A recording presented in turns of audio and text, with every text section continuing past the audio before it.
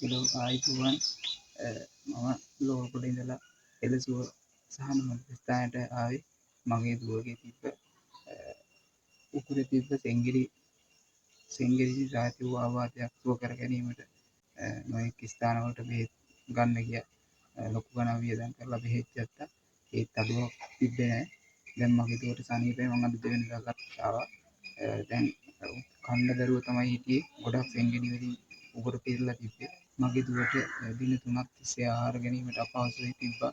ඒ උගුරේ ආසාදනය නිසා මෙම ස්ථානයට පැමිණීම සමග දෙහි තියලා ඒ විස ඇදීමක් සිද්ධ කරා එම මහත්මයා.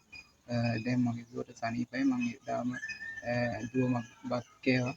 බත් කන්න බැරුව දවස් 3ක් තිස්සේ හිටියා. දැන් දුවට සනීපයි. ඒකේ තිබ්බ සියලුම දෝෂ දැන් අඩුයි. උණ ගතියක් තිබ්බ ලොකුවටම. ඒ උණ ගතියක් දැන් අඩුයි. ඒකත් දෙහි තියලා වෛද්‍ය මහත්මයා විස ඇදීමක් සිදු කරලා මම ස්තුතිවන්ත වෙනවා ඒ වෛද්‍ය මහත්මයා සහ එම මැතිණියට. මගේ දුවට දැන් ගොඩක් සනීපයි. ගොඩක් අමාරුවෙන් තමයි හිටියේ. දැන් මේ ස්ථානයෙන් පිටත් යන්නේ ගොඩක් සුව අතර